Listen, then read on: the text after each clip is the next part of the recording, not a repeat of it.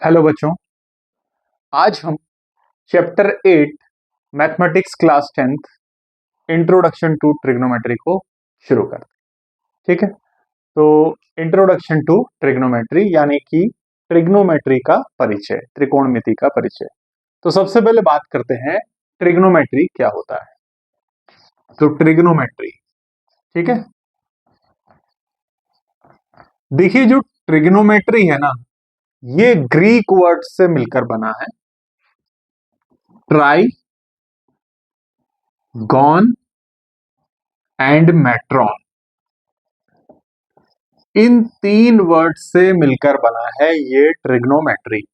ठीक है, अब इन वर्ड्स का मतलब क्या होता है, देखो ट्राई मतलब होता है 3, गॉन मतलब होता है साइड एंड मेट्रॉन मतलब होता है मेजर। तो इसका मतलब ट्रिग्नोमेट्री में क्या किया जाता है कि तीन साइड्स के मेजर के बारे में पढ़ा जाता है।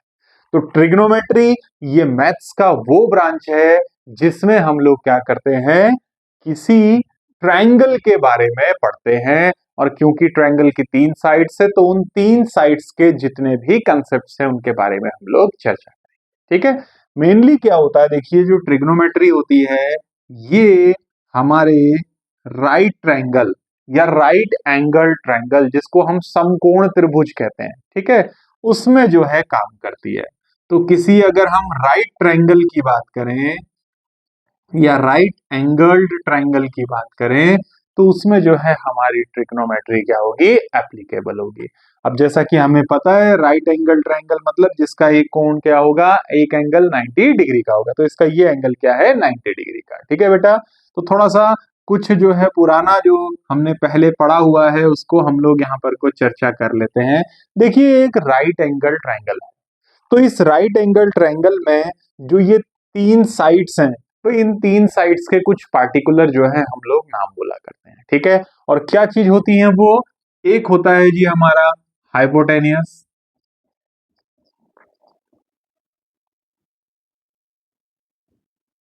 जिसको हम क्या करते हैं, कैपिटल एच से लिखते हैं। एक होता है हमारा परपेंडिकुलर, जिसको हम पी से डिनोट करते हैं। और एक साइड होती है इसमें क्या, बेस, यानी कि कैपिटल। तो हमारा जो राइट एंगल ट्रायंगल है इसमें तीनों साइड्स में एक साइड हाइपोटेन्यूज, एक साइड क्या होगी बेस और एक साइड क्या होगी परपेंडिकुलर। अब कैसे इन तीनों साइड्स को हम लोग क्या करते हैं, आइडेंटिफाई करते हैं, तो इसकी जरा हम लोग थोड़ी सी चर्चा कर लेते हैं। देखिए राइट एंगल ट्रायंगल जैसा हमें पहले से ही पता है, इसका एक एंगल क्या होगा, 90 का होगा। एंड जो अदर टू एंगल्स होते हैं, बचे हुए दो एंगल्स होते हैं, ये दोनों ही एंगल एक्यूट एंगल यानी कि 90 डिग्री से कम के कोण होते हैं। ठीक है, तो ये दोनों कोण क्या होंगे, 90 से कम होंगे। और इन दोनों का जो टोटल होता है बच्चा, वो होता है क्या, एग्जैक्ट 90 डिग्री, क्योंकि ट्रायंगल के तीनों एंगल्स का सम 180 होता है। अब अगर एक एंगल इसमें 90 है तो बचे हुए इन दोनों एंगल्स का सम भी क्या होगा, 90। और ये एंगल अगर इंडिविजुअली बात करें, अलग अलग इनकी बात करें, तो ये दोनों ही एंगल्स क्या होते हैं, एक्यूट एंगल, मींस ये दोनों ही एंगल 90 डिग्री से कम होते हैं, बट इनका सम 90 डिग्री के इक्वल होता है। ठीक है, अब सबसे पहले बात करते हैं हम हाइपोटेन्यूज की। तो ये किसी राइट एंगल ट्रायंगल की सबसे लॉन्गेस्ट साइड होती है, या फिर इसकी पहचान करने का तरीका क्या है कि जहां आपका 90 का एंगल बन रहा है उस 90 के एंगल के बिल्कुल अपोजिट जो साइड होगी, that side will be hypotenuse, और जिसको हम कर्ण कहते हैं। ठीक हो गया। अब जो बची हुई साइड है परपेंडिकुलर और बेस, देखिए ये जो साइड्स हैं परपेंडिकुलर एंड बेस, ये डिपेंड करती है बेटा कि आप जो ये दो हमको एक्यूट एंगल्स दिख रहे हैं, इन एक्यूट एंगल में से किस एक्यूट एंगल की बात कर रहे हैं। तो जैसे अगर मान लिया जाए फॉर एग्जांपल हम लोग एंगल सी को कंसीडर कर रहे हैं, तो फॉर दिस एंगल सी, इस एक्यूट एंगल के लिए जो परपेंडिकुलर होगा वो इसके ठीक सामने पर होगा। इट मींस कि जो साइड ए बी है ये यहां पर परपेंडिकुलर होगी, किसके लिए, for acute angle C, and जो थर्ड जो बची हुई साइड है ये हो जाएगी बेटा हमारी क्या, बेस। ठीक हो गया।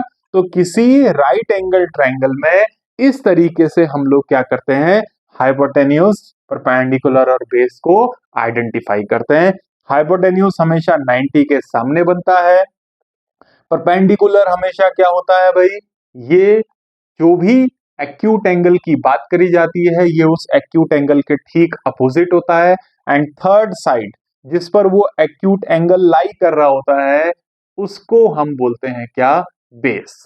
ठीक है। अगर सपोज करो हम बात करें एक्यूट एंगल ए की, मान लिया हम यहां एक्यूट एंगल ए लेते हैं, तो इस एंगल के लिए जो परपेंडिकुलर हो जाएगा बच्चे वो क्या हो जाएगा, इस एक्यूट एंगल के सामने। अब जो साइड बीसी है वो परपेंडिकुलर होगा एंगल ए के लिए, लेकिन यही साइड बीसी इस एंगल सी के लिए क्या थी, बेस थी। ठीक है। तो ये बीसी जो है परपेंडिकुलर है एंगल ए के लिए, बट बेस था एंगल सी के लिए। ठीक है ना बेटा। तो अब क्योंकि इस एंगल के ठीक सामने पर जो साइड है, हमें पता है एक्यूट एंगल के ठीक सामने पर जो साइड होती है वो फॉर दैट एंगल क्या होती है, परपेंडिकुलर कंसीडर करी जाती है। तो ये वाली साइड हो जाएगी इसमें क्या, बेस, या इसको आप बी से रिप्रेजेंट कर सकते हैं। तो ये जो है ट्रिग्नोमेट्री का कुछ बेसिक हमने पहले से पढ़ा हुआ था। राइट एंगल की जो तीनों साइड्स होती थी इनके बारे में जो है हम लोगों ने डिस्कस कर लिया है। ठीक है। अब ये जो हमारा चैप्टर है इंट्रोडक्शन टू ट्रिग्नोमेट्री, इसमें जो एक्सरसाइजेज हैं उनको करने से पहले कुछ मेन टॉपिक्स हैं जिनको हमें जानना बहुत जरूरी है। तो शुरू करते हैं एक एक करके जो है उन टॉपिक्स को, एंड देन आफ्टर दैट हम क्या करेंगे कि इस एक्सरसाइज के इस चैप्टर के क्वेश्चंस को हम सॉल्व करेंगे। तो ट्रिग्नोमेट्री के अंडर में जो पहला टॉपिक है इट इज ट्रिग्नोमेट्रिक रेशियो, जिसको हम कहते हैं त्रिकोणमितीय अनुपात। ठीक है। तो इसको समझ लेते हैं बच्चे। देखिए हमने बात करी थी ट्रिग्नोमेट्री की, तो ट्रिग्नोमेट्री में हमने क्या पढ़ा है कि इसमें जो है हम लोग एक राइट ट्रायंगल समकोण त्रिभुज की क्या करते हैं बेटा, बात करते हैं। ठीक है। और किसी राइट एंगल ट्रायंगल में जो तीन साइड्स होती हैं वो होती हैं हाइपोटेन्यूज, परपेंडिकुलर एंड बेस, जिसमें से इस हाइपोटेन्यूज जिसको हम कर्ण भी बोलते हैं इसको पहचानना बहुत आसान है, ये हमेशा 90 के सामने होगा। और बची हुई जो दो साइड्स हैं परपेंडिकुलर एंड बेस, उसके लिए हम लोग क्या करेंगे, हमको मालूम होना चाहिए कि किस जो है एक्यूट एंगल की बात हो रही है। तो चलिए यहां पर को हम एक्यूट एंगल आर को कंसीडर करके चलते हैं। ठीक है। और फिर उसके बाद हम ट्रिग्नोमेट्रिक रेशियोज क्या है इनको जो है आपको बताएंगे। तो इस एंगल एक्यूट एंगल आर के लिए जो परपेंडिकुलर होगा वो इसके ठीक सामने होगा। इट मींस ये जो साइड आपकी पी क्यू है ये होगी आपकी परपेंडिकुलर, इसको हम लंब कहते हैं बेटा। और जिस साइड पर ये एंगल खुद होता है बना हुआ, इस साइड को हम लोग क्या कहते हैं, बेस। ठीक है। या फिर इसको बोला जाता है आधार। अब जो राइट ट्रायंगल है इसकी जो तीन साइड्स हैं P, B एंड H, यानी कि परपेंडिकुलर, बेस एंड हाइपोटेन्यूज। अब अगर हम इन तीनों साइड्स को क्या करें बच्चे, रखें अगर हम रेशियो के फॉर्म में, तो देखिए हम किस तरीके से इसको जो है रख सकते हैं।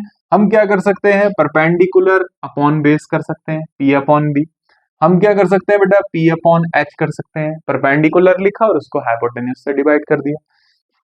तो दो रेशियो तो यही मिल गए हमको। फिर हम base upon perpendicular, base upon hypotenuse करेंगे, दो रेशियो ये हो गए। फिर हम हाइपोटेन्यूज अपॉन परपेंडिकुलर और हाइपोटेन्यूज अपॉन में बेस करेंगे। तो टोटल जो है ये ट्रिग्नोमेट्रिक रेशियो जो होते हैं इनके नंबर्स होते हैं 6। ठीक है। यानी कि अगर हम राइट ट्रायंगल में इन साइड्स को रेशियो फॉर्म में लिखना चाहें तो उसको लिखने के टोटल 6 जो है तरीके हैं। 6 तरीकों से हम इसमें इन रेशियोज को लिखेंगे और इन्हीं रेशियो को कहा जाता है ट्रिग्नोमेट्रिक रेशियोज। ठीक है। और हमें पता है ना कि बेस और परपेंडिकुलर क्योंकि एंगल पर डिपेंड करते हैं, तो ये जो भी ट्रिग्नोमेट्रिक रेशियोज हैं ये किसी एक पार्टिकुलर एंगल के लिए एक्यूट एंगल के लिए ही काम करेंगे। ठीक है, अब जो ये हमारे ट्रिग्नोमेट्रिक रेशियोज हैं, जैसे मान लिया जाए हम एंगल एक्यूट एंगल आर के बारे में बोले हैं, तो इन ट्रिग्नोमेट्रिक रेशियोज को अप्लाई किया जाएगा एंगल आर पर। ठीक है, तो टोटल 6 हम लोग ट्रिग्नोमेट्रिक फंक्शंस को पढ़ते हैं। और क्या है वो ट्रिग्नोमेट्रिक फंक्शंस? वो ट्रिग्नोमेट्रिक फंक्शंस हैं sine, cos, tan, cosec, sec and cot. ये टोटल 6 ट्रिग्नोमेट्रिक फंक्शंस हैं जिनको हम किसी एक एक्यूट एंगल के ऊपर लगाते हैं। तो जैसे अगर हम यहां पर को, क्योंकि हमने एक्यूट एंगल आर को लिया हुआ है, तो ये हो गया एंगल आर और इस पर हमने ट्रिग्नोमेट्रिक फंक्शन साइन को जो है लगा दिया। ठीक है, तो इसको हम पढ़ेंगे sine R. Similarly cos R, tan R, cosec R, sec R and cot R. तो ये 6 ट्रिग्नोमेट्रिक फंक्शंस जिनको हमने इस एक्यूट एंगल आर के ऊपर लगा दिया। ठीक है, अब इनमें से कौन सा ट्रिग्नोमेट्रिक फंक्शन, ठीक है, ये जो हमने एंगल के ऊपर इस फंक्शंस को लगा दिया है, तो अब कौन सा फंक्शन जो है हमारी किन साइड्स के रेशियो के इक्वल होगा, तो ये हम लोग जो बच्चे आपको बताते हैं। ठीक है, तो देखिए ट्रिग्नोमेट्रिक रेशियो में हमें एंगल और साइड्स का, किन्हीं भी दो साइड्स के रेशियो का रिलेशन मिलता है।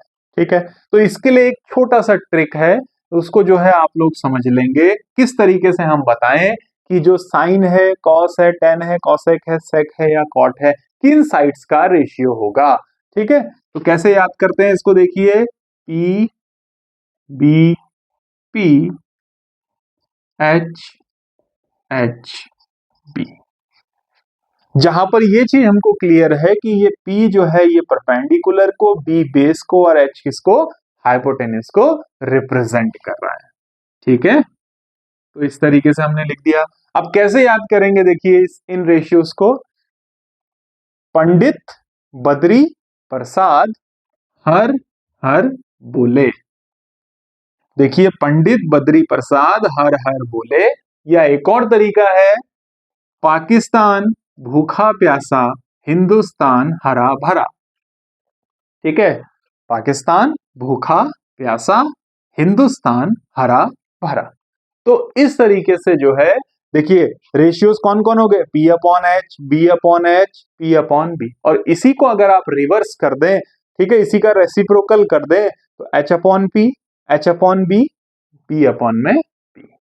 ठीक है, तो जो पहला रेशियो है P अपॉन एच, यानी कि परपेंडिकुलर अपॉन हाइपोटेन्यूज, ये बेटा हमारा साइन के इक्विवेलेंट होता है। ठीक है, तो जो पहला रेशियो है ना, जिसमें हम परपेंडिकुलर अपॉन में हाइपोटेन्यूज करते हैं, ये हमारा इक्विवेलेंट किसके होता है, साइन के। जो साइन फंक्शन किसी क्या करता है, एंगल पर, एक्यूट एंगल पर काम करता है, और उसी एंगल को देखते हुए हम परपेंडिकुलर और हाइपोटेन्यूज को लिखते हैं। दूसरा जो है हमारा, ये होता है cos base upon hypotenuse, perpendicular upon base होता है हमारा टेन। ठीक है, और अगर हम बात करें हाइपोटेन्यूज अपॉन परपेंडिकुलर की, यानी कि पहले हाइपोटेन्यूज लिखें और अपॉन में लिख दे परपेंडिकुलर, तो ये हो जाता है बच्चे हमारा कॉसेक। ठीक है, हाइपोटेन्यूज अपॉन बेस हो जाता है हमारा सेक, एंड बेस अपॉन परपेंडिकुलर हो जाता है हमारा कॉट। तो इस तरीके से जो 6 हमारे साइड्स के रेशियो थे वो, और इन ट्रिग्नोमेट्रिक फंक्शंस का जो है हमने रिलेशन पता कर लिया। ठीक है, तो अब देखिए यहां पर हमने कहा कि अभी क्योंकि हम एक्यूट एंगल आर की बात कर रहे हैं, तो आर के लिए जो भी परपेंडिकुलर बेस है, हाइपोटेन्यूज है, उसको हमने ध्यान रखना है। ठीक है, तो सबसे पहले अब हम क्या करेंगे, देखिए साइन आर का वैल्यू को लिखेंगे। ठीक है बच्चे, तो साइन हमने क्या पढ़ा है, परपेंडिकुलर अपॉन हाइपोटेन्यूज। एंगल किसकी बात हो रही है, आर की, तो आर के लिए परपेंडिकुलर कौन है, पी क्यू, तो हम लिख देंगे इसको परपेंडिकुलर पी क्यू अपॉन में बेस क्या है, क्यू आर। ठीक है, इसी तरीके से इन सारे फंक्शंस को हम यहां पर को क्या कर रहे हैं, लिख देते हैं कि cos R, tan R, cosec R, sec R और कॉट आर जो है किसके बराबर होंगे। अब कॉस देखिए हमने लिखा हुआ है क्या, base upon hypotenuse, angle R की बात हो रही है तो बेस क्या है बच्चे, क्यू आर, सॉरी एक मिनट, साइन किसके इक्विवेलेंट होता है, बेस अपॉन में हाइपोटेन्यूज के, सॉरी परपेंडिकुलर अपॉन में हाइपोटेन्यूज के, तो परपेंडिकुलर है क्या हमारा पी क्यू, ठीक है, एंड हाइपोटेन्यूज क्या है पी आर, ठीक है, इसको जरा करेक्शन कर लेंगे, आप ध्यान देंगे। कॉस आर, कॉस आर जो है हमारा ये होता है जी बेस अपॉन में हाइपोटेन्यूज, एंगल के लिए आर के लिए बेस क्या है हमारा क्यू आर एंड हाइपोटेन्यूज क्या है बेटा पी आर। अब अगर हम टेन आर लिखें तो परपेंडिकुलर अपॉन बेस, तो परपेंडिकुलर हमारा पी क्यू और बेस क्या है हमारा क्यू आर।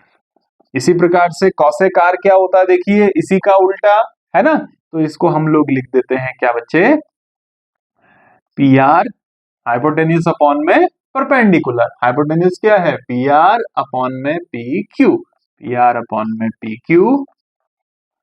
सेक आर होता है हमारा हाइपोटेन्यूज अपॉन में बेस, हाइपोटेन्यूज क्या है हमारा पी आर और बेस क्या है हमारा क्यू आर, तो ये हो जाएगा पी आर अपॉन में क्यू आर, ठीक है।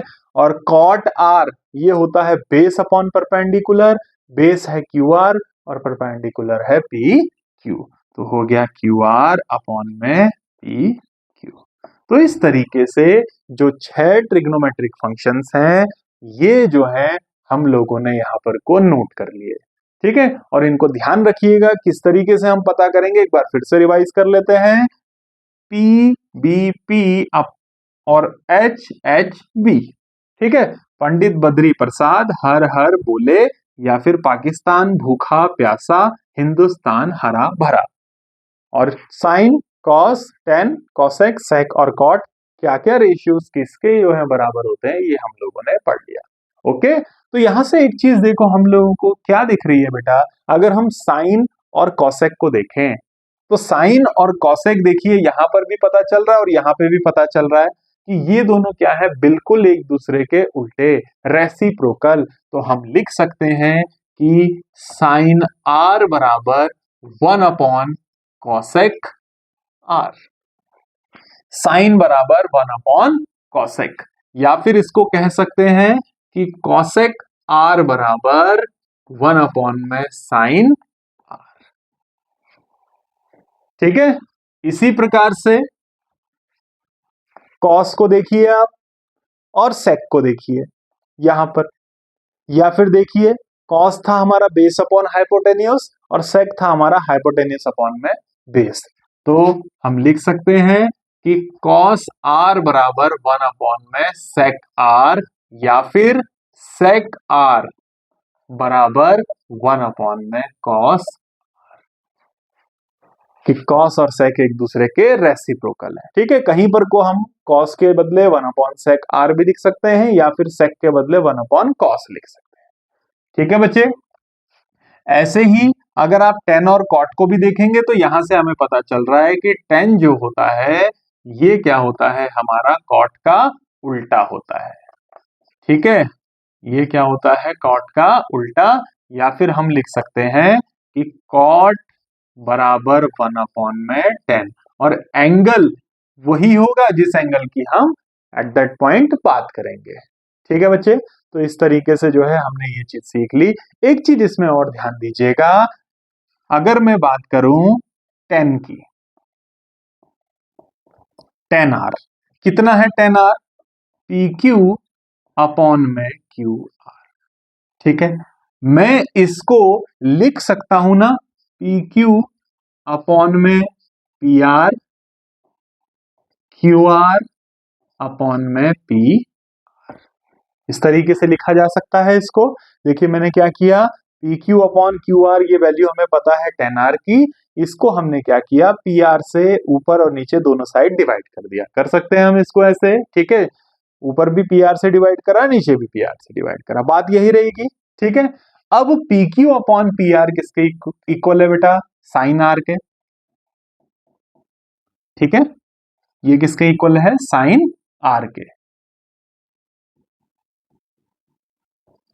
और Q R upon P R किसके इक्वल है? कॉस आर के। तो यहां से हमें क्या पता चला एक चीज और, कि टेन जो होता है वो साइन अपॉन कॉस के बराबर होता है। ठीक है, कि टेन जो है वो साइन अपॉन कॉस के बराबर। तो इनको जो है आप ध्यान रख लेंगे। अब इनकी भी जरूरत हमें एक्सरसाइज के क्वेश्चंस को सॉल्व करने में पड़ेगी। ठीक है, तो एक बार फटाफट से रिवाइज कर लेते हैं ट्रिग्नोमेट्रिक रेशियोज को। टोटल 6 ट्रिग्नोमेट्रिक रेशियोज होते हैं, साइन, कॉस, टेन, कोसेक, सेक और कॉट। और कौन सा ट्रिग्नोमेट्रिक रेशियो किन साइड्स के रेशियो के इक्विवेलेंट होता है, ये हम लोगों ने जो है पढ़ लिया है। यहां से हमें एक चीज पता चली कि साइन बराबर 1 अपॉन कॉस होता है, या कॉस बराबर 1 अपॉन साइन होता है। कॉस बराबर 1 अपॉन सेक होता है, या सेक बराबर 1 अपॉन में कॉस होता है। टेन और कॉट एक दूसरे के उल्टे होते हैं, और टेन जो है इसको हम साइन अपॉन कॉस भी लिख सकते हैं। इसके बाद हम नेक्स्ट टॉपिक की बात करेंगे। अब जिस नेक्स्ट टॉपिक को हम पढ़ेंगे वो है ट्रिग्नोमेट्रिक टेबल। ठीक है, तो ये एक टेबल है, ट्रिग्नोमेट्रिक टेबल, जिसमें क्या है कि कुछ एंगल्स हैं, पार्टिकुलर एंगल्स, और इनके ऊपर जो हमने 6 ट्रिग्नोमेट्रिक फंक्शंस पढ़े थे, साइन, कॉस, टेन, कोसेक, सेक और कॉट, इनको जो है अप्लाई किया जाता है। और अप्लाई करने के बाद इनके जो है कुछ वैल्यूज आती हैं। तो वो वैल्यूज इस टेबल पर, ट्रिग्नोमेट्रिक टेबल में क्या होती हैं बच्चे? मेंशन होती हैं। ठीक है, अब उन वैल्यूज को चाहे तो आप याद कर सकते हैं, फिर नहीं तो हम क्या है आपको एक तरीका सिखाएंगे जिससे कि क्या है आप आसानी से उसको समझ लेंगे और फिर कभी जो है उसको नहीं भूलेंगे। ठीक है, तो अब शुरू करते हैं बच्चे हम लोग यहां पर कि क्या वैल्यूज होंगी। ठीक है, इन अलग अलग एंगल्स के लिए in different different trigonometric functions की वैल्यूज क्या होंगी। जैसे कि अगर हम बात करें साइन 30 की, तो देखिए 30 एंगल यहाँ लिखा है, साइन यहाँ लिखा है, तो यहाँ पर इसकी जो है वैल्यू हमको दी हुई होगी। ठीक है, तो अब इसको सीख लेते हैं हम लोग, इस टेबल को बनाना जो है सीख लेते हैं। ठीक है, तो कैसे इसको बनाएंगे, आप कैसे वैल्यूज को भरेंगे? तो सबसे पहले हम बात करते हैं साइन की वैल्यूज को यहाँ पर को कैसे रखा जाएगा। फिर उसके बाद कॉस, टेन, कोसेक, सेक और कॉट की वैल्यू हम बड़ी आसानी से जो है यहाँ पर को लिख पाएंगे। ठीक, तो सबसे पहले शुरू करते हैं कि साइन की वैल्यूज कैसे करें। तो आप क्या करेंगे भाई कि यहां जो ये एंगल्स लिखे हुए हैं ना, साइन के सामने पर आप 0 से लेकर 4 तक नंबर लिख देंगे। 4 तक ही नंबर आ पाएंगे, 0, 1, 2, 3 एंड 4। इसके बाद आपने क्या करना है, इन सभी नंबर्स को, सारी संख्याओं को आपने 4 से डिवाइड करना है, 4 से डिवाइड करना है। ठीक हो गया? डिवाइड करने के बाद जो भी वैल्यू आएगी उसको नोट कर लीजिए। जैसे 0 को हम 4 से भाग देंगे तो 0 आएगा। 1 में 4 का डिवाइड जाता नहीं तो ये 1/4 ही रहेगा। ये हो जाएगा 1/2 डिवाइड होकर, ये भी डिवाइड नहीं होता तो 3/4 ही रहेगा, और 4/4 होता है 1। बात समझ आ गई आपको? पहले आपने 0 से लेकर नंबर लिखने हैं 4 तक, फिर सारे नंबर्स को 4 से डिवाइड करना। डिवाइड करने के बाद जो वैल्यू आ रही है वो है वैल्यू आप लिख दीजिए। अब आप क्या करेंगे, जो वैल्यू आपकी आई है, इतना सब करने के बाद आप उसका स्क्वायर रूट फाइंड कर लेंगे। आप उसका क्या कर लेंगे, स्क्वायर रूट को फाइंड कर लेंगे। ठीक है बच्चे, और अब जो ये स्क्वायर रूट हम कर रहे हैं, यही जो वैल्यू निकल कर आएगी वो साइन की वैल्यू होगी इन अलग अलग एंगल्स के लिए। तो जैसे 0 का स्क्वायर रूट, ये आ गया 0, इसका मतलब साइन 0 कितना हो गया, 0। अब 1/4 का स्क्वायर रूट, तो ऊपर 1 है न्यूमिनेटर में, इसका स्क्वायर रूट 1 ही रहेगा, और 4 का स्क्वायर रूट कितना होता बच्चा, 2। तो साइन 30 डिग्री कितना आ गया, 1/2। ऐसे ही आप 1/√2 है, इसका स्क्वायर रूट करेंगे तो इतना ही आएगा जी, इतना ही आएगा। यहाँ पे देखो 3 का स्क्वायर रूट करेंगे तो √3 ही होगा, और 4 का स्क्वायर रूट करेंगे तो 2 हो जाएगा। 1 का स्क्वायर रूट, 1 का वर्गमूल करेंगे तो 1 हो जाएगा। तो अब जो ये वैल्यूज हमको मिली 0, 1/2, 1/√2, √3/2 एंड 1, ये क्या है, हमारी साइन की वैल्यूज पता चल गई हमको। जैसे साइन 60 डिग्री कितना आ गया, √3/2। अब cos, tan, cosec, sec और cot की वैल्यूज हम यहां पर को लिख लेते हैं।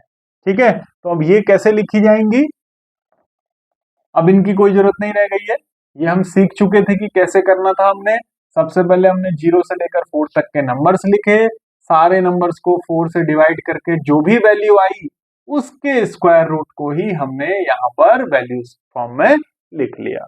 ठीक है, अब cos की वैल्यू करनी है, हमने भरनी है यहाँ पर को, क्या वैल्यूज होगी, जैसे cos 0 कितना होगा, cos 30 कितना होगा। तो अब आप क्या करिए, जो आपको साइन की वैल्यूज मिली है इनको आप यहाँ लास्ट से लिखना शुरू कर दीजिए। तो ये क्या है, 1 यहाँ रख दीजिए, √3/2 है तो √3/2 कर दीजिए, 1/√2 है तो 1/√2, फिर 1/2 यहाँ आ जाएगा, 0 आ जाएगा यहाँ। ये हो गया, देखो cos की वैल्यूज हमें मिल गई। किसी भी एंगल पर देख लीजिए, आप बुक से मैच कर लीजिएगा, cos 30 degree is equals to √3/2, cos 60 degree is equals to 1/2, cos 90 degree is equals to 0। ठीक है, अब बात आती है tan की। तो देखिए ट्रिग्नोमेट्रिक रेशियोज में हमने पढ़ा था कि tan बराबर साइन अपॉन कॉस होता है। जब हम साइन को कॉस से डिवाइड करते हैं तो हमें tan मिलता है। अब अगर हमें tan 0 डिग्री पता करना है तो हम क्या करेंगे, साइन 0 को, जो भी साइन 0 की वैल्यू है उसको cos 0 की वैल्यू से डिवाइड करेंगे। तो tan 0 की वैल्यू के लिए क्या करेंगे, हम 0 को 1 से डिवाइड करेंगे, और 0 को अगर आप 1 से डिवाइड करते हो तो बेटा 0 ही आता है। ठीक है, tan 30 के लिए साइन 30 की वैल्यू को cos 30 की वैल्यू से आप डिवाइड करोगे, तो जब आप इसको इससे डिवाइड करोगे 1/2 को √3/2 से आप भाग देंगे तो ये आ जाएगा 1/√3। tan 45 हो जाएगा। अब इनको डिवाइड कर दीजिए, इस नंबर को इस नंबर से डिवाइड करिए, 1 रहेगा, दोनों बिल्कुल एक जैसे हैं तो डिवाइड होकर 1 आएगा। √3/2 को 1/2 से डिवाइड करो तो 2 से 2 कैंसिल, ये आ गया √3/1 या √3। ठीक है, तो tan 60 कितना हो गया, √3। अब tan 90 की वैल्यू के लिए sin 90 की वैल्यू को हम cos 90 की वैल्यू से डिवाइड करेंगे, तो 1/0, एक को 0 से डिवाइड करना है। अब देखिए जो नंबर 1 है ना, 1 है, इसमें 0 का कभी डिवाइड नहीं जाएगा, इसका मतलब ये पॉसिबल ही नहीं है, तो इसको हम लिख देंगे नॉट डिफाइंड। ये चीज हमको जो है नहीं, इसको हम फाइंड कर सकते, या फिर आप इसको लिख सकते हैं इस सिंबल से जिसको बोला जाता है इंफिनिटी। ठीक है, इसके बाद बात आती है कॉसेक की। हमने पढ़ा हुआ है साइन और कॉसेक एक दूसरे के रेसिप्रोकल होते हैं।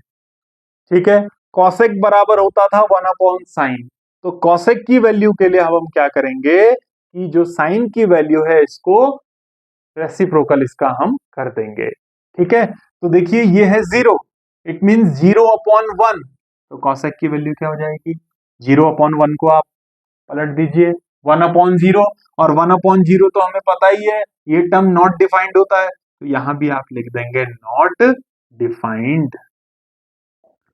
ठीक है, इसी तरीके से कॉसेक 30 के लिए क्या करेंगे, हम साइन 30 को पलट देंगे, 1/2 है, इसको पलट देंगे तो ये आ जाएगा 2/1 यानी कि 2, इसको पलट देंगे ये आ जाएगा √2, इसको पलटेंगे बेटा तो ये हो जाएगा 2/√3, और इसको पलट देंगे, ये 1 है, 1 को पलट कर भी 1 ही रहता, देखो 1/1 है, फिर से पलटोगे तो 1/1 यानी कि 1।